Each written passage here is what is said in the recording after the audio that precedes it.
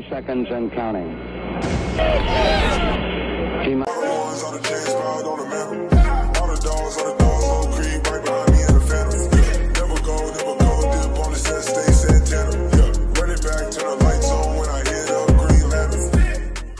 Hey, what's good, y'all? Welcome back to another video. It's Anish. I'm joined here with DJ, and we have some news for y'all for the Rockets. So the Rockets signed Armoni Brooks to an Exhibit 10 contract, which is basically a training camp contract, and Lacard Binkley on Twitter kind of explains it more, and so I'll just read off of that. So it's a 1-year minimum salary, and Houston can convert his contract to a 2-way deal, but it has to happen before the regular season. And if he is cut, he can play for our G League affiliate, the Vipers. And if he stays for 60 days, he can receive a bonus. But if the Rockets do convert it to a 2-way deal, I believe before the regular season, then that possible bonus would turn into guaranteed salary for the year. But if he is like cut and goes overseas, then he's not eligible for a bonus. But yeah, so that's what like a Exhibit 10 contract is. And we also signed 2 other guys to Exhibit 10 contracts in second-year forward Tyler Bay, who previously played for the Mavs, and rookie guard Daishen, who also played in the G League. He was Jalen Green's teammate. So yeah, so what are your thoughts on these 3 signings? Personally, it was a little at first it was kind of weird, like why we would sign Armoni just an Exhibit 10, but not like already a 2-way, especially after that 30 piece he dropped against Portland in that final comeback victory in that last game of the Summer League. So I thought he was like already there.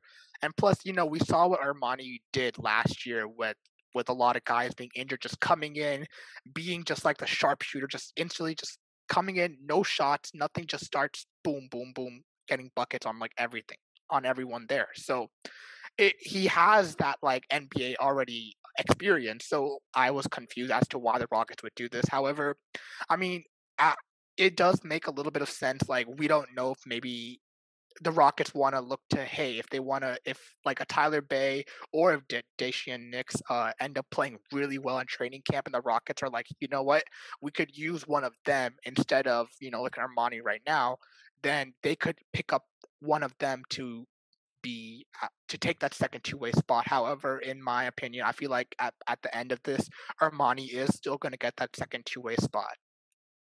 Yeah, and like Armoni, like you said, he went off in the G League that game with like shooting 9 of 17 from the 3-point line, and that tie-breaking shot in the final 70 seconds of that game against the Trailblazers.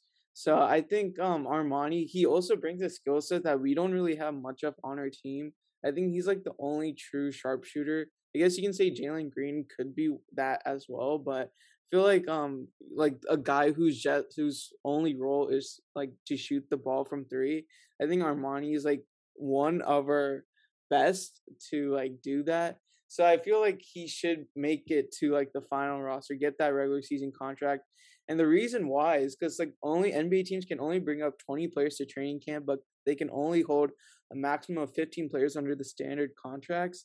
So, and then Houston has been rumored to be trading Eric Gordon maybe sometime this season.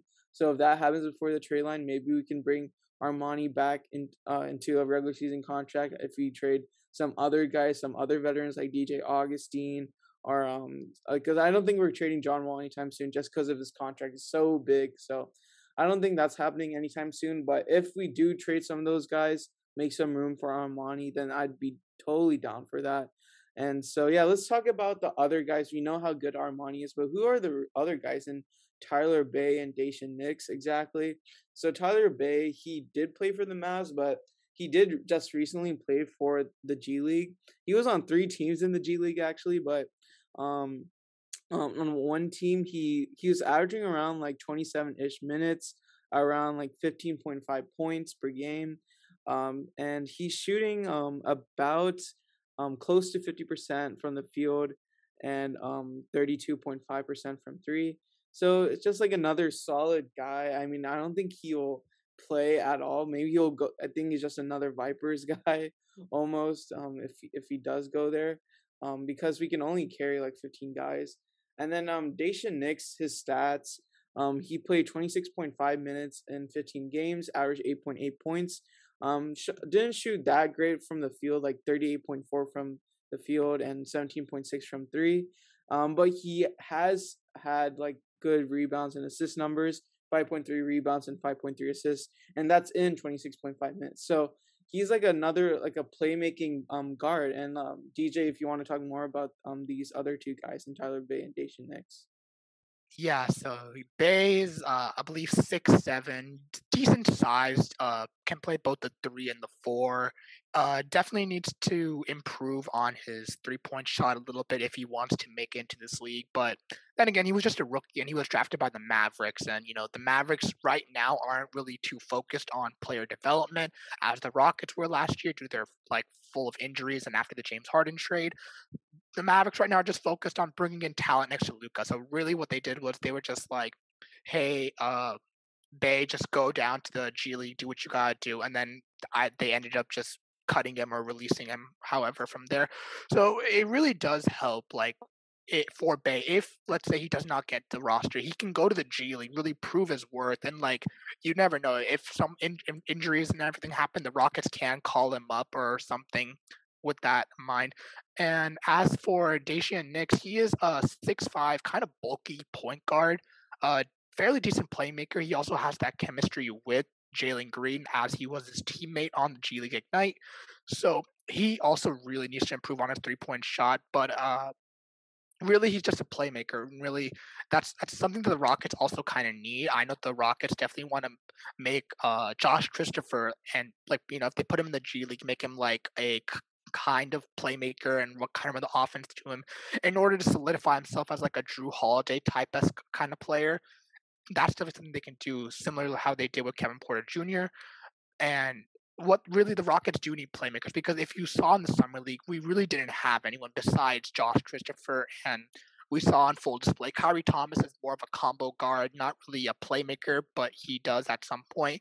And aside from them two, we really had no playmakers. Armoni Brooks is a shooter, not really a playmaker. And then once Jalen Green went down with injury, the Rockets just we could not like play make for anyone on the team. So I definitely see how why the Rockets would pick up a guy like um Dacian Nix for this training camp. Yeah, you do make a good point about that. Like we were really struggling post Jalen Green injury. But yeah, I think, and also another signing that we didn't mention was Rockets signed Matthew Hurt to a two-way contract. I feel like I thought he was gonna get cut based on his play in the summer league. He wasn't all too impressive. I thought he was gonna. I mean, I know we shouldn't like take summer league to heart, but in those limited times, like he didn't really impress too much or show much of any flashes. I know he did like block Mobley like on one like play or so, and he did make like a few threes here and there. But I thought like he was gonna do more of that of like shooting threes because that's what he was like with all the rumors coming out before summer league, he was like that rumor of or not that rumor that report that he shot 75 out of 100 threes in some workout with the Rockets. So like I thought he was gonna do more of that. Maybe they do think that Matthew Hurt can be something, but yeah, I thought that was a bit questionable on our end, considering we still need to get Armani on a better contract and on a multi-year contract possibly, and we do have guys who do are probably a bit more talented than Matthew Hurt per se, just based on their limited games. Obviously, still a bit earlier or like too early to tell because they haven't played like meaningful minutes in the league actually. So but we'll still see then. But yeah, that's pretty much it for the video. Let us know your thoughts on these three signings. And as always, be sure to like, subscribe, and turn on post notifications. Thank you all for watching. Peace.